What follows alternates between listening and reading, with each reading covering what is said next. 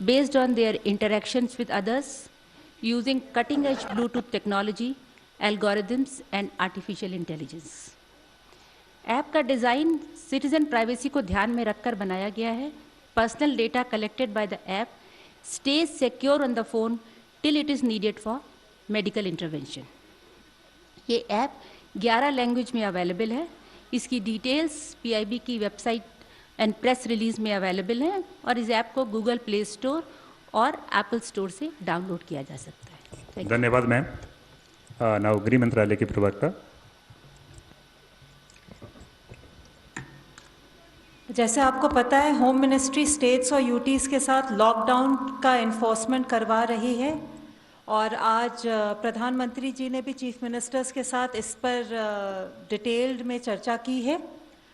आज home secretary ने सभी स्टेट्स और यूटीज़ को लिखा है कि वे लॉकडाउन के मेजर्स का implementation strictly in letter and spirit करें.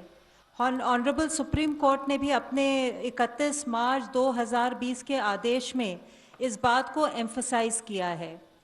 लॉकडाउन मेजर्स का वायलेशन डिजास्टर मैनेजमेंट एक्ट और इंडियन पीनल कोड के प्रावधानों के तहत दंडनीय अपराध है और इस कॉन्टेक्स्ट में होम सेक्रेटरी ने सभी स्टेट्स और यूटीज़ को लिखा है कि पब्लिक अथॉरिटीज़ और सिटीजन्स के बीच इन कानूनों के प्रावधानों को वाइडली सर्कुलेट करें जिससे कि हमारा लॉकडाउन इफेक्टिव हो. आपदा के समय सही जानकारी अति आवश्यक है. किसी प्रकार की रूमर मॉन्गरिंग या फेक न्यूज़ पैनिक क्रिएट कर सकती है. माननीय सर्वोच्च न्यायालय के दिशा निर्देश के अनुसार होम सेक्रेटरी ने सेक्रेटरी इंफॉर्मेशन एंड ब्रॉडकास्टिंग को रिक्वेस्ट किया था कि एक वेब पोर्टल क्रिएट किया जाए जिसमें लोग कोविड संबंधित फैक्चुअल पोजीशन को वेरीफाई कर सकें. कोई भी अनवेरीफाइड न्यूज़ है तो उसके बारे में भी अपने डाउट्स क्लियर कर सके. इंफॉर्मेशन एंड ब्रॉडकास्टिंग मिनिस्ट्री ने एक्सपेडिशियसली एक फैक्ट चेक यूनिट कॉन्स्टिट्यूट किया है जिसे एक डायरेक्टर जनरल हेड करेंगे. लोग इस यूनिट में ईमेल द्वारा और बाकी सोशल मीडिया के माध्यम से भी अपनी क्वेरीज भेज सकते हैं. इस की email ID I am sure all of you would be aware but it is pibfactcheck@gmail.com. Home secretary ने सभी चीफ सेक्रेटरीज को भी रिक्वेस्ट किया है कि वे एक ऐसा मैकेनिज्म स्टेट लेवल पे भी इस्टेब्लिश करें जिससे कि स्टेट से रिलेटेड जो लोगों के डाउट्स हैं या क्वेरीज है वो रिजॉल्व की जाए. आपको तबलीगी जमात वर्कर्स के बारे में भी थोड़ा सा अपडेट देना चाहूँगी. स्टेट्स और यूटीज़ के साथ मिलकर के होम मिनिस्ट्री ने एक मैसिव एफर्ट लॉन्च किया था और टीजे वर्कर्स और उनके प्राइमरी कॉन्टैक्ट्स करीब 9,000 ऐसे लोगों को आइडेंटिफाई किया गया है और क्वारंटाइन में प्लेस किया गया है. इन 9,000 लोगों में से करीब 1,306 लोग फॉरेनर्स हैं और बाकी इंडियंस हैं और इस पे संपूर्ण रूप से कार्यवाही चल रही है. जो लगभग टीजे मरकाज दिल्ली में करीब 2,000 टीजे वर्कर्स थे जिसमें करीब लगभग 250 फॉरेनर्स थे. उनमें से 1,804 टीजे वर्कर्स को क्वारंटाइन सेंटर्स में शिफ्ट कर दिया गया है और जो 334 लोग सिम्प्टोमेटिक पाए गए थे उनको हॉस्पिटलाइज कर दिया गया है. धन्यवाद. Health ministry spokesperson. आप सबकी दृष्टि में लाने के लिए कल से आज तक 328 नए केसेस आए हैं और 29 स्टेट में कुल मिलाकर टोटल 1965 कंफर्म केसेस पाए गए हैं. उसमें अगर हम देखें तो टोटल 50 डेथ्स भी रिपोर्ट हुई हैं जिसमें कि कल से आज तक में 12 नई डेथ्स रिपोर्ट हुई हैं. पॉजिटिव न्यूज़ ये है कि अब तक 151 पीपल 151 लोग रिकवर भी हो चुके हैं. जैसे कि मेरे कुलीग ने आपको बताया, कल कैबिनेट सेक्रेटरी साहब ने सभी राज्यों के चीफ सेक्रेटरीज और डीजीपीज के साथ एक वीडियो कॉन्फ्रेंस के थ्रू तबलीगी जमात पार्टिसिपेंट्स की कंप्लीट इंटेंसिव कॉन्टैक्ट ट्रेसिंग और साथ ही वार फुट मेजर्स में कंटेनमेंट प्रोसेस के लिए कार्य करने के लिए उनसे सबसे कहा था. इस क्लस्टर से जुड़े हुए मामलों से का हमें पता लगा था तेलंगाना के थ्रू और उसके बाद जब यहाँ के लोग डिफरेंट स्टेट्स में गए जैसे कि अंडमान निकोबार, दिल्ली जम्मू कश्मीर, तमिलनाडु, आंध्र प्रदेश, पुडुचेरी, राजस्थान, असम और उत्तर प्रदेश, तो वहाँ से जब केसेस की और डिटेल आई तो उसके तहत हम लोगों ने इंटेंसिव कॉन्टैक्ट ट्रेसिंग सैम्पलिंग का प्रोसेस शुरू किया। अब तक इन राज्यों से करीब 400 पॉजिटिव केसेस आइडेंटिफाई हो चुके हैं, जिनकी की एपिडेमियोलॉजिकल लिंकेज इस क्लस्टर से पाई जा चुकी है और इसके साथ ही एडिशनल टेस्टिंग भी चल रही है, जिससे हमें लगता है कि शायद और कुछ पॉजिटिव केसेस इस क्लस्टर से लिंक पाए जा सकते हैं। अब तक की इंफॉर्मेशन के अनुसार तमिलनाडु से 173 लोग, राजस्थान से 11, अंडमान निकोबार से 9, दिल्ली से 47, पुडुचेरी से 2, जम्मू कश्मीर से 22, तेलंगाना से 33, आंध्र प्रदेश से 67 और असम से 16 ऐसे पॉजिटिव कंफर्म केसेस पाए गए हैं। जैसे मैंने आपको बताया है, ये नंबर और बढ़ता जा रहा है जैसे जैसे केसेस सैंपलिंग की रिपोर्ट आ रही है। सुप्रीम कोर्ट के आदेश अनुसार, जैसे मेरे कुलीग ने बताया है, ऑलरेडी सेक्रेटरी होम साहब फेक न्यूज़ के बारे में स्टेट्स को लिख चुके हैं। उसी के तहत सुप्रीम कोर्ट के उन्हीं आदेशानुसार टेक्निकल डिटेल्स, ताकि सही सूचना लोगों को मिल सके, उससे संबंधित हम लोगों ने भी एक जॉइंट सेक्रेटरी और एम्स के डॉक्टर से मिलते हुए एक ग्रुप बनाया है, एक ईमेल आईडी क्रिएट की है जिसका एड्रेस है technicalquery.covid19@gov.in, जिस पर कि लोग अपने टेक्निकल डाउट जो हैं उसके बारे में गाइडेंस ले सकते हैं। और उसके तहत ही सुबह की इंफॉर्मेशन के हिसाब से करीब 900 लोगों ने उसमें ईमेल्स भी लिखी है, जिसका अब हम एनालाइज करके उनको सही गाइडेंस प्रोवाइड कर रहे हैं। इसके साथ ही एक और गाइडलाइन पर्टिकुलरली, जैसे कि आप सबको अवगत है कि किडनी केसेस के रिलेटेड एक कोमॉर्बिड कंडीशन देखी गई है, तो किडनी केसेस में जो लोग डायलिसिस कर रहे हैं उनको क्या प्रिकॉशंस लेनी है, उनको क्या गाइडेंस फॉलो करनी है, उससे संबंधित गाइडलाइंस भी हम लोगों ने बनाते हुए अपनी वेबसाइट पर उन पेशेंट्स की गाइडेंस के लिए जारी कर दी है। इसके साथ ही जैसे कि सुप्रीम कोर्ट के भी आदेश थे कि जितने भी हमारे रिलीफ कैंप हैं जहां पर कि हमारे माइग्रेंट वर्कर्स जो हैं हाउस्ड हैं, उनको proper psychological psycho social support मिले, उसके तहत आदेश जारी करने के साथ साथ घर में रहने वाले जो हमारे एल्डरली हैं और इसके साथ ही जो हमारे बच्चे हैं, उनको भी एंग्जाइटी और स्ट्रेस से निपटने के लिए क्या पब्लिक मेजर्स उन्हें लेने चाहिए, उसकी भी गाइडलाइंस हमने इशू की हैं। इसके साथ ही जब हम ये सब लॉकडाउन से रिलेटेड एक्सरसाइज कर रहे हैं तो उसके अंतर्गत इसेंशियल कमोडिटीज की सप्लाई के तहत फूड कॉरपोरेशन ऑफ इंडिया ने 24 मार्च से लेकर अब तक 352 रेक्स, जिसमें कि 9.86 lakh metric tonne of food grain rice और वीट को ट्रांसपोर्ट किया है देशव्यापी तक। और इसके साथ ही फूड कॉरपोरेशन ऑफ इंडिया ने नेशनल फूड सिक्योरिटी एक्ट के तहत 5 किलो प्रति मंथ प्रति बेनिफिशियरी जो हमें राशन देना होता है, उसके लिए फूड कॉरपोरेशन पूरी तरह से प्रिपेयर्ड है। इसके साथ ही आने वाले 3 महीनों के लिए, जैसे कि माननीय प्रधानमंत्री जी ने अनाउंस किया था कि प्राइम मिनिस्टर गरीब कल्याण अन्न योजना के तहत 81.35 करोड़ लोगों के लिए भी 5 kg पर मंथ पर बेनिफिशियरी की अतिरिक्त मांग को पूरी करने के लिए फूड कॉरपोरेशन पूरी तरह से तैयार है। माननीय प्रधानमंत्री जी ने आज देश के सभी मुख्यमंत्रियों के साथ एक वीडियो कॉन्फ्रेंस के जरिए बातचीत की। उन्होंने राज्यों को कोविड-19 की रोकथाम के लिए कुछ सुझाव भी दिए। उन्होंने राज्यों को जिलों के स्तर पर क्राइसिस मैनेजमेंट के प्रोसेस के रूप में कार्य करने को कहा। उन्होंने राज्यों से कहा कि अब हमारा फोकस टेस्टिंग, आइसोलेशन और क्वारंटाइन फैसिलिटीज़ पर रहे। राज्यों से उन्होंने हेल्थ केयर ह्यूमन रिसोर्स को अपग्रेड करने के लिए फ्रंटलाइन वर्कर की ऑनलाइन ट्रेनिंग और इसके साथ ही रिटायर्ड जो हमारे हेल्थ वर्कर्स हैं, चाहे वो गवर्नमेंट सेक्टर से हों चाहे वो प्राइवेट सेक्टर से हों, और हमारे जो पब्लिक स्पिरिटेड लोग होते हैं, जो हमारे कम्युनिटी बेस्ड ऑर्गेनाइजेशंस हैं, एनजीओज हैं, हमारे एनएसएस के वॉलंटियर्स हैं, एनसीसी के जो वॉलंटियर्स हैं, उनको भी इन्वॉल्व करके हर तरीके से एक फोर्स बनाई जाए फील्ड स्थाई पर, उसके लिए भी उन्होंने स्टेट से अनुरोध किया है। राज्यों ने बताया कि लॉकडाउन से संबंधित सोशल डिस्टेंसिंग मेजर्स और एनहांस सर्वेलेंस राज्यों में एक बड़े फोकस्ड वे में कार्य हो रहा है और विशेष रूप से माइग्रेंट वर्कर्स और जो इंटरनेशनल पैसेंजर्स हैं उनका प्रॉपर फॉलोअप, उनकी सर्वेलेंस और उनकी कॉन्टैक्ट ट्रेसिंग का कार्य बड़ी एक पकड़बंदी की तरीके से काम कर रहा है। राज्यों ने ये भी कहा है कि वह जैसे कि आदेश दिए गए हैं वो सुनिश्चित कर रहे हैं कि रिलीफ कैंप्स में साइको सोशल सपोर्ट भी हो और इसेंशियल सप्लाईज प्रॉपर तरीके से सारे स्थाई पर उनको उसको प्रोवाइड किया जाए, उसके लिए राज्य लेवल पर काम चल रहा है। राज्यों से इसके साथ ही dedicated covid hospitals, ICU beds, quarantine facilities, ventilators और पर्सनल प्रोटेक्शन इक्विपमेंट के विषय पे भी डिटेल चर्चा आज हुई है। माननीय प्रधानमंत्री जी ने सभी राज्यों से एक चीज कही जो मैं आप सबको अवगत करना चाहूँगा। उन्होंने कहा कि चाहे हम वीडियो कॉन्फ्रेंस के द्वारा अलग अलग बात कर रहे हैं, लेकिन सामूहिकता ही हमारी शक्ति है। उन्होंने ये कहा कि जिस तरह से ये केसेस अभी रिपोर्ट हो रहे हैं, उससे हमें मानना चाहिए कि इस महामारी से हमारी लड़ाई का जो युद्ध है वो अभी शुरू ही हुआ है और देश का हर नागरिक, हर गवर्नमेंट एम्प्लॉय एक सैनिक के रूप में अलर्ट रहते हुए इस लड़ाई को लड़ना है।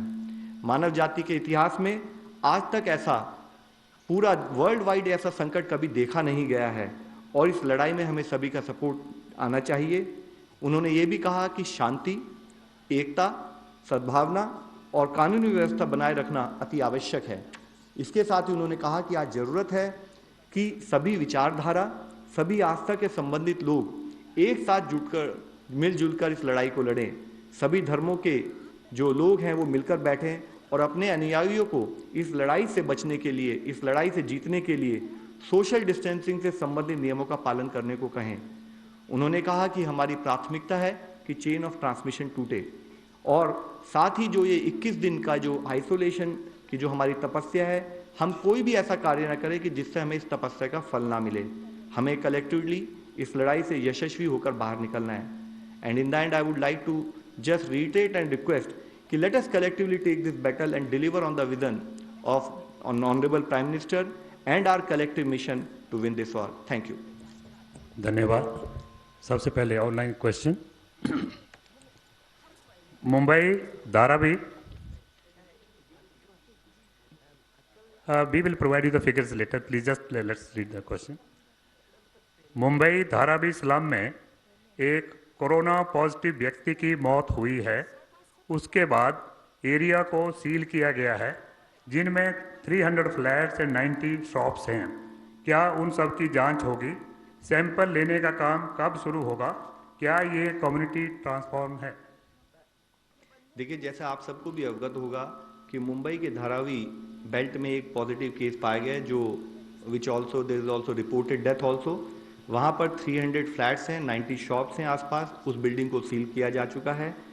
उस पर्टिकुलर जो कॉलोनी है उसमें फैमिली मेंबर और जो बिल्डिंग के जितने रेजिडेंट हैं उनका सैंपल कलेक्शन चल रहा है और प्रोटोकॉल के हिसाब से कॉन्टैक्ट ट्रेसिंग का काम भी शुरू हो गया है।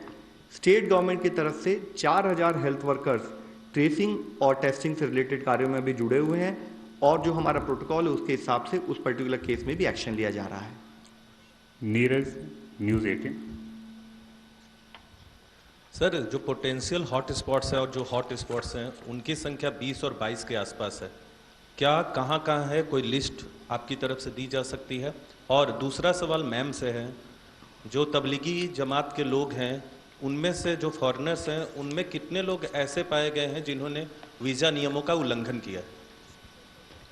जैसे हॉटस्पॉट्स के बारे में सर मैंने आपको इससे पहले भी बताया है कि हॉटस्पॉट हमारी अंडरस्टैंडिंग ये है कि जहाँ पर भी कोई केस पाया जाता है वो हमारे लिए, वो एरिया हमारे लिए हॉटस्पॉट बन जाता है और उस पर हम कंटेनमेंट मेजर्स अपने प्रोटोकॉल के हिसाब से लेते हैं। और उसी के साथ ही अगर उस पर्टिकुलर एरिया में नॉट ओनली सिंगल केस, अगर उससे रिलेटेड और कलेक्टिव केसेस पाए जाते हैं तो टू दैट एक्सटेंट हमारा इंटरवेंशन उस एरिया में बढ़ जाता है। इस कंटेक्स्ट में मैं आपसे ये कहना चाहूँगा कि जैसे आपको कोई बता रहे हैं कि 20 हॉटस्पॉट्स हैं या 40 हॉटस्पॉट्स हैं, ये फिगर इतनी वाइडली वेरिंग है कि जिस तरीके से अगर हमारे केसेस किसी एरिया में बढ़ते जा रहे हैं उसी तरीके से हम लोगों का intensive action as well as number of hotspots change हो जाते हैं। Another online question. Can COVID spread through grocery and vegetable packets? So just let me explain. See, basically जैसे आप सबको मालूम है कि हम कहते हैं कि कोई भी जर्म्स, जब भी हम कभी सब्जी भी लेने जाएं, कभी मार्केट जाएं, तो किसी भी सरफेस पर कोई भी जर्म हो तो उससे रिलेटेड हमें सबसे पहले कार्य क्या करना चाहिए कि जो भी सब्जी हम लाएं उसको ढंग से धोएं, अच्छे ढंग से धोते हुए उसको बॉईल करके उसको तरीके से खाएं। तो this is as far as management in terms of हमें उस सब्जी को कैसे इस्तेमाल करना है, ढंग से धोना है, ढंग से सफाई करनी है और प्रॉपर बॉईल करके इस्तेमाल करना है। इसके साथ ही कि अगर उसके ऊपर कोई जर्म्स हैं तो नॉट ओनली कोविड-19, इससे रिलेटेड कोई भी इन्फेक्शियस डिजीज़ हो तो हम हमेशा आपको एडवाइस देते हैं कि आप प्रॉपर हैंड हाइजीन रखें, अपने हाथों को ढंग से साफ करें और उसके बाद ही उसको इस्तेमाल करें किसी भी चीज़ को। Another question, Anish, you and I. Hello sir, जिस तरह से पिछले 4-5 दिन में केसेस बढ़े हैं तो उसमें आप अपने टेस्टिंग प्रोटोकॉल में कुछ चेंजेस ला रहे हैं? और दूसरा क्वेश्चन है सर, जो फ्रंटलाइन हेल्थ वर्कर्स पे जो अटैक हो रहे हैं तो उसके लिए क्या कर रहे हैं? ये है कि कितने डॉक्टर्स ये इन्फेक्टेड हैं, इसका कोई डेटा मिल जाए। सर, कल तक के डिटेल्स के अनुसार जो मेडिकल प्रोफेशन से रिलेटेड में कुछ केसेस आए हैं जिसमें कि डॉक्टर्स और उनसे एसोसिएटेड लोगों को इन्फेक्शन पाया गया है। उसमें मेजॉरिटी ऑफ द केसेस, जैसे मैंने आपको पहले भी बताया है, उसमें मेजॉरिटी ऑफ द केसेस उस तरीके से हैं कि जिसमें एक डॉक्टर इन्फेक्टेड थे जो मेडिकल ड्यूटी पर ना होते हुए भी उन्होंने अपने रिलेटेड लोगों को इन्फेक्ट किया है। लेकिन इसके साथ ही, जैसे इससे पहले आपने पूछा था, कुछ केसेस ऐसे भी आए हैं जो कि अगर उन्होंने ड्यूटी पे होते भी बहुत लिमिटेड केसेस हैं जो उन्होंने इन्फेक्ट किया है। इसी से लिंक्ड इशू है, जब हमेशा कहते हैं कि हम स्टेट्स के साथ भी ट्रेनिंग करते हैं, एम्स के थ्रू भी ट्रेनिंग कराते हैं कि आप हमेशा हॉस्पिटल रिलेटेड इन्फेक्शन पर ध्यान दें, रिक्वायर्ड प्रिकॉशन लें। इससे आपने एक बड़ा इंपॉर्टेंट क्वेश्चन पूछा है, मैं आप सबकी नॉलेज में फिर से लाना चाहूँगा कि जब हमने जनता कर्फ्यू इम्प्लीमेंट किया था तब हमने बड़े स्पेसिफिकली एक रिक्वेस्ट की थी और जिसको पूरे देश ने स्वीकारा था, वह यह थी कि जो आज हमारे लिए सेवा कर रहा है, हर तरह के इन्फेक्शन के खतरे को उठाकर काम कर रहा है, हर सिचुएशन में हमारे लिए खड़ा है जब चारों तरफ भय का माहौल फैल सकता है, वह डॉक्टर और वो हेल्थ कर्मी, उनको हमें अपनी जिसे कहते हैं कि कृतज्ञता दिखानी है और जिसके तहत हमने उन लोगों को अपना धन्यवाद भी दिया था। अगर उसके अगेंस्ट, उस प्रिंसिपल के अगेंस्ट देश में कहीं पर भी कोई एक्शन होता है, कहीं पर भी कोई किसी भी जो हेल्थ कर्मी उसके साथ दुर्बर्ताव होता है, तो ये बहुत ही सोचनीय विषय है। हमें सबसे रिक्वेस्ट करनी है कि कोई भी ऐसा कार्य न करें। हमें अपने मेडिकल प्रोफेशनल्स की हेल्प चाहिए, वो हमारे लिए फ्रंट में रहकर ये लड़ाई लड़ रहे हैं और हमें उनके सपोर्ट से ही आगे बढ़ना है। धन्यवाद friends, thank you very much. I think it was मैं अशोक हूँ एनआई से। एक खबर ये आ रही है कि सर हिंदू राव से कुछ 4 ऐसे डॉक्टर हैं जिन्होंने अपनी रिजिग्नेशन दी है क्योंकि lack of PPEs and mask के चक्कर में। सर, जैसे कि आपको अवगत होगा, पीपीज के विषय में काफ़ी प्रॉब्लम शुरू में थी। गवर्नमेंट ऑफ इंडिया में जनवरी ऑनवर्ड्स हम इस पर लगे हैं और उसके तहत ही काफ़ी कुछ इस समस्या को सुलझाया भी जा चुका है। मैं आप लोगों की दृष्टि में लाना चाहूँगा कि जैसे अगर हम पीपीज के बारे में बात करें, हमने करीब 1.5 करोड़ पीपीज के लिए, उससे ज़्यादा उसके लिए हमने ऑर्डर्स भी प्लेस किए हैं और अब पीपीज सप्लाई होना भी शुरू हो चुका है। और अगर हम देखें तो जिस तरह से हमें सप्लाई शेड्यूल मिला है, आने वाले कुछ समय में ये प्रॉब्लम हम काफ़ी हद तक सॉल्व कर पाएंगे। इसके तहत ही जो पीपीज हमें अब तक सप्लाई हुए थे, उन पीपीज को हमने जिस जिस स्टेट में जितने केसेज आए हैं उनके हिसाब से अनुभाग करते हुए उनको स्टेट में सप्लाई भी कर दिया है। इसी तरीके से N95 की, जबकि पीपी की समस्या थोड़ी ज़्यादा तीव्र है, लेकिन N95 की समस्या के लिए हमने अभी तक डोमेस्टिक मैन्युफैक्चरर्स भी आइडेंटिफाई कर लिए हैं। साथ में करीब 1 करोड़ प्लस हमने N95 मास्क के ऑर्डर भी प्लेस किए हैं। कुछ हद तक हमारी सप्लाई शुरू हो गई है। बाकी N95 मास्क के लिए सप्लायर्स ने हमें डिटेल्ड शेड्यूल भी दे दिया है और उसके तहत जो हमारे पास N95 अभी तक स्टेट लेवल, कंट्री लेवल पर अवेलेबल थे, उनको हमने केसेस के हिसाब से हर स्टेट को डिस्ट्रीब्यूट भी कर दिया है। Last question, mister Shekhar Gupta, please.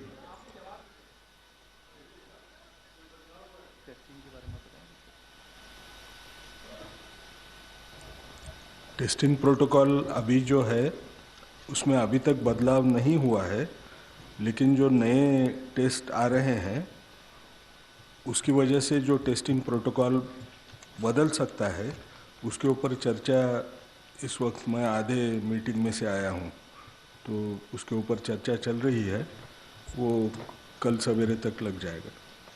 Mister Shekhar Gupta, last question sir. या please, no cross question, another question is coming. Sir, of the patients that we have in India, how many are on ventilator or how many have needed the ventilator? And second, is there a basic difference in the way this infection is spreading in India compared to other countries where this has taken place? Sir, we have not seen any major change in terms of how the infection is spread in India vis-a-vis other parts of the world. It is an infectious disease, it has followed similar pattern. With respect to ventilators, again, world norms as well as what is happening in India, we realize that approximately around 80% people will have very less symptoms, 20% people may have severe or critical symptoms, and within those severe cases also 5% may require ventilator support. Thank you very much. Yeah. Let this question be complete. You want to add anything? It's, I think just Home Ministry wala part, madam, you want to add something? I was asking basically investigation. Please, no cross questioning. Let her answer this one.